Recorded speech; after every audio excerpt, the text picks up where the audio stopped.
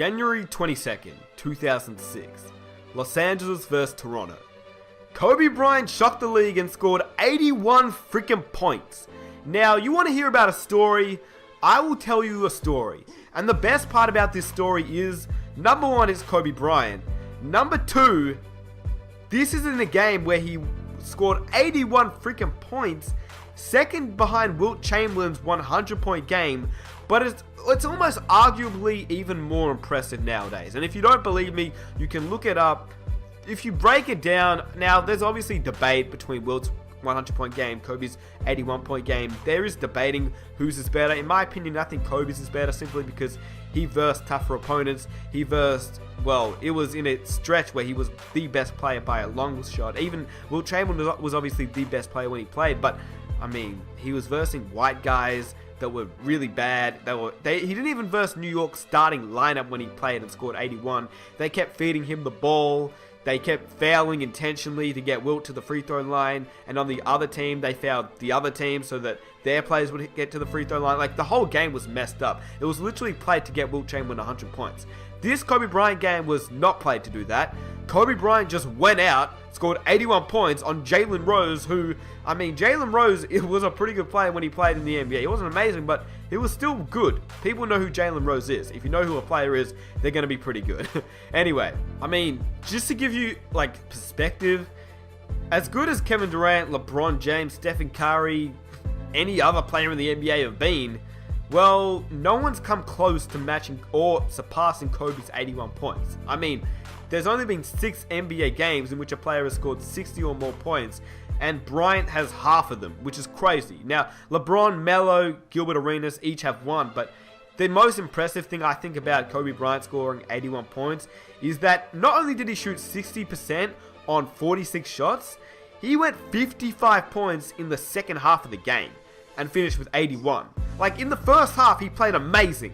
In the second half, he dropped 55, and they were down during the game. He brought them to win the game, which is awesome. So, I guess, look, to be honest with you, I didn't even want to start this video talking about Kobe Bryant and how great that 81-point game was. But if you want to talk about a story about Kobe Bryant and his 81-point performance, you kind of have to get into it. So, obviously, you know the whole thing. Let me hand it over to Kobe Bryant telling the story, because I want to share my thoughts afterwards, because this story is crazy. Now, I do want to quickly note that this story is by Graham Bensinger in an interview with Kobe Bryant. The day that I actually scored 81 was my grandfather's birthday, who had passed away a few years before, and my grandmother, who had never seen me play in the NBA just because her nerves can't take it, she flew out to California, and she came to watch me play for the first time and the only time. And that's just so happened to be the night I scored 81. What was that like for you with having your grandmother the first and only time sitting in the stands watching? It was really special for me. I mean, my grandmother has always been there for me. We're out of the family, we're probably the most similar in personality. So it was really, really special. I mean, she was one of these grandmothers who, you know, I would play like 8 games a day in the summertime for different summer leagues and stuff like that. And she'd be like, boy, you need to slow down. You know, you're getting too tired, you're exhausted. You know, it's just one of those grandmothers who's really caregiving, you know, and just a caretaker. So for her to be there at the Staples Center to watch me play at this ultimate level after seeing me play for so many years, you know, in high school and summer league was special. So those 81 points in a single game, second, you know, in history only to Wilt Chamberlain. It should be pointed out, even Michael Jordan only had 69 points in a game, and he needed overtime to get to that point. Kareem Abdul-Jabbar, 55 points in a game is what he tops out at, and you had that in the second half of that game alone. When you're in the zone like that, how do you know? Yeah, it's funny. It's a strange feeling because you know you're in the zone, but you can't afford to allow yourself to know you're in the zone, because once you do, then you lose it. You know, because being in that moment, it's all about being in that moment and not letting anything else enter into your mind emotionally or psychologically. And you just continue to go and go and go. And, you know, for me as a player, you know, when I get hot, I mean, I get blistering hot. And it's something that I just had to kind of keep going and not take my mind and focus let my focus shift to something else. What's different about it, though? I mean, when you're in the zone like that relative to an average game? Oh, it's such a sense of calmness and focus. And it's almost a sense of desperation where nothing else matters. Nothing. Nobody talking to you. Not a fan sitting over here. Nothing is relevant. The only thing that's important is the moment that you're in, and it's tough to find that space on a consistent basis. But I think that's what makes sports so compelling. I read somewhere after that game that you said it actually slowed down for you. Yeah. How so? Well, just because of the fact that I was so hot shooting the ball. Now I can pick and choose whatever I did out there on the floor. So it was almost like the defense was at my mercy, and because of that, I could anticipate everything that was going on because I was dictating everything that was going on because I was so hot. And so it kind of gives that feeling that everything slows down. So that's the story. It's pretty crazy in my opinion. It does remind me of a lot of other stories I've heard of in basketball, but not the NBA, because for me, it really reminds me of the story about Chris Paul. If you don't know the story about Chris Paul, I won't ruin it for you. If you would like me to make a video on it, I can, but you can also just search it up yourself. There's a lot of videos about the Chris Paul story, but honestly, if you want me to make a video on it, let me know. I don't really want to because I think it's already been, sort of made before. But this Chris Paul story, just for a recap, he scored 61 points on the day that his grandfather passed away at the age of 61.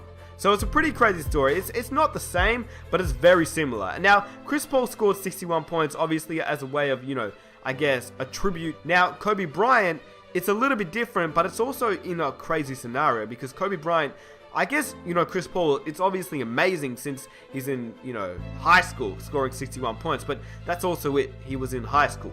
Kobe Bryant was in the NBA.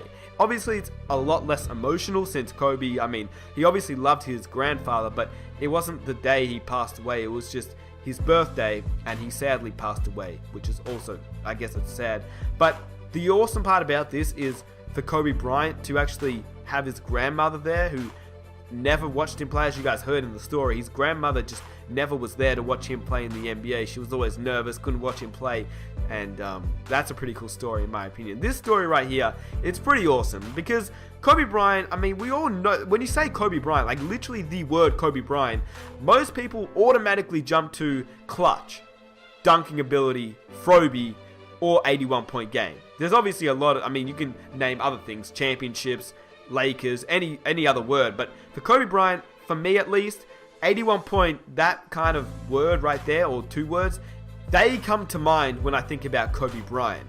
But obviously we know Kobe Bryant to score 81 points, but now hopefully you know the story which I guess kind of motivated him to really go after the 81-point performance, because obviously, yeah, like I said, 81 is an amazing achievement by any player, but for a guy who played for his grandfather whose birthday it was, for a guy that had his grandmother watching who hadn't watched him before, you knew he was going to put on a show, but did you think he was going to score 81 points? Now, the reason I made this video is because a lot of people know Kobe scored 81. They know he dominated this game. They know he was, the main contributor to a team that was losing to actually win a game that they weren't meant to win. People know that. People know about Lakers versus Toronto 81 points. But not many people know that the reason behind it, the reason why he ended up scoring 81, because it was a really significant occasion and one of the greatest performances of all time.